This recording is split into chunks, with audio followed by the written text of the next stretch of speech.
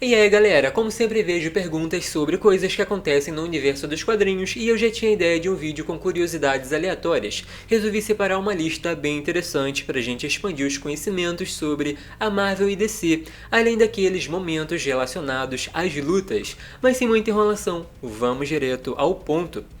Separado, um super velocista gasta muito mais energia que uma pessoa comum. Imagina correndo e lutando por várias horas. No capítulo 17 dos Fabulosos Vingadores de 2015, vimos uma curiosidade muito interessante sobre o raio prateado. Quando o tentáculo encontrou o corpo do Bruce e ressuscitou de modo que o Hulk ficou descontrolado, os Vingadores tiveram que segurar o Verdão para realizar um ritual e desfazer o encantamento. Mas antes disso, quem cuidou de livrar os civis e até alguns heróis de se ferir foi o Pietro. Em certo momento, o Cable gritou e ele apareceu do nada comendo sushi. De acordo com o Mercúrio, ele quase sempre sai para comer no meio das missões e ninguém nunca percebeu. Então dá pra gente ter uma ideia de como a velocidade é um poder incrível e que está muito além da percepção da maioria das pessoas.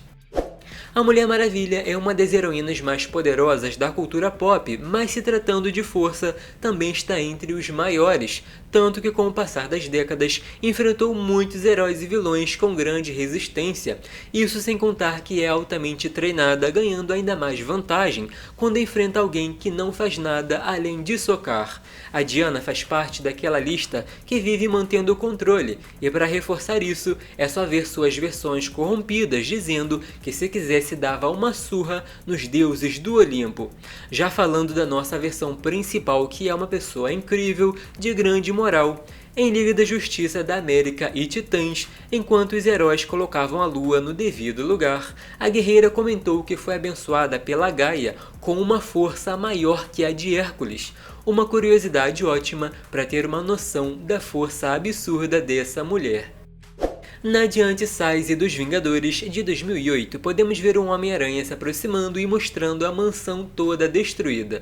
Mas o que mais chamou a atenção naquele momento foi o Wolverine deitado. O quadrinho começou dizendo que não era um ser humano comum, porque na verdade é um mutante dotado de poderes e habilidades. Inclusive, podemos ver que não estava acordado, o que quer dizer que ele treinou para dormir de olhos abertos, já que seu fator de cura vai reparar todos os danos, e isso muito provavelmente vai assustar qualquer inimigo que se aproxime tentando pegar desprevenido. Detalhe é que estava com as garras expostas, porque toda vez que coloca para fora machuca sua pele. Então imagina ter essas coisas pontudas e afiadas encostando na pele o tempo todo. Para ele é muito mais confortável dormir dessa forma. Recentemente me perguntaram como a Garota Marvel é vista nos quadrinhos, principalmente com relação aos outros personagens que têm poderes telepáticos e telecinéticos. Então, sua versão adolescente chegou sem saber muito o que ia acontecer, já que é uma época totalmente diferente, mas as cucos que no começo não gostavam dela questionaram se não era a toda poderosa rainha dos psíquicos, o que quer dizer que sim, a mente dela é o ápice nesse tipo de poder, e para reforçar isso, temos vários exemplos de heróis dizendo que precisavam entrar em contato com ela para ajudar em alguma coisa, mas ver um telepata falar sobre isso é muito melhor porque sabemos que ele entende do assunto. Tanto que no capítulo 3 da mais recente HQ do Wolverine, as gêmeas usaram a Jean mais uma vez como parâmetro, tentando saber se uma nova mutante era mais poderosa, e o Kid Omega, que estava investigando o caso, disse que não. O capítulo 24 de Liga da Justiça foi um dos momentos mais comentados dos últimos anos, porque todo mundo imaginava que a Mera fosse poderosa, mas não tanto. O Cyborg chamou a Liga porque tinha algo monumental de errado acontecendo no Atlântico, parecendo uma super tempestade em escala extraterrestre.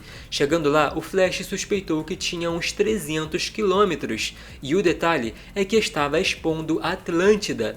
Na costa, uma onda gigante quase quase alcançou os prédios, e aí viram que era a Mera dizendo para ninguém se meter, porque o Aquaman foi deposto como rei, e como foram separados, ela ficou furiosa, querendo se voltar contra o reino. Aí rolou toda uma luta contra a Liga, sendo que ela nem sabia como derrotar cada um, mas com a compreensão da Mulher Maravilha e o Superman, conseguiram acalmar os ânimos e levar a guerreira para a torre de vigilância. A Zatanna é muito jovem e mesmo assim extremamente habilidosa, porque passou quase toda a vida estudando magia, e nesse universo mais voltado para o sobrenatural. Então o título de Mestra da Magia faz todo sentido, apesar dela nunca ter atingido todo o potencial e não usar magia das trevas como a caótica, pelo respeito que tem pelo universo, a versatilidade é uma coisa que chama muita atenção, e em meio a tudo isso a feiticeira também é ótima quando se trata de investigação, por isso que sua presença é tão importante na Liga da Justiça e na Liga da Justiça Sombria. Na de 2011, por exemplo, a Z mostrou que se um encantamento ainda estiver presente, ela pode pegar uma amostra para descobrir quem foi o responsável. Isso para a gente ver que, se tratando de magia, nada passa despercebido por essa feiticeira. Nos últimos anos, a Tempestade tem mostrado muita coisa diferente e de grande poder, mas no passado, vi muita gente reclamando que às vezes resumiam o dom dela a ficar lançando raios para todo lado. Apesar de ter muitos feitos diferentes, admito que em muitos momentos a Ororo foi nerfada, porque até seus raios são capazes de fazer um estrago enorme.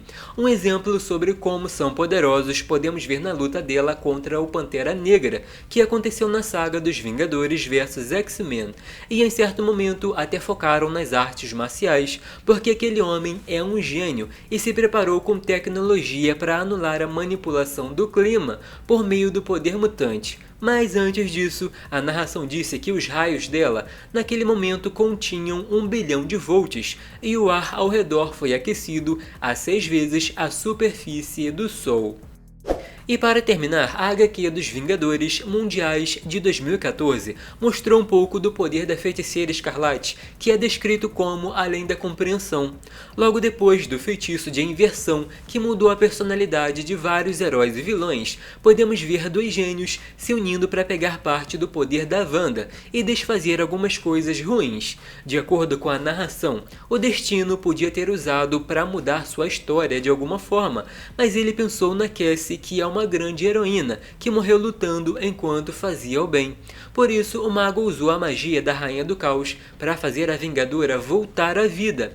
Não é novidade que a Wanda é poderosa, mas o fato de lidar com a vida e a morte dessa forma é uma coisa incrível, que raros feiticeiros são capazes, porque lida com um monte de coisas e pode perturbar entidades ou deuses como a Hela. Mas e aí, gostaram dessas curiosidades? Se inscrevam para eu ver que querem mais conteúdo como esse. Não esqueçam do like, porque é muito importante para o desempenho do canal. E para quem quiser me seguir nas redes sociais, estão aqui embaixo na descrição. Até o próximo!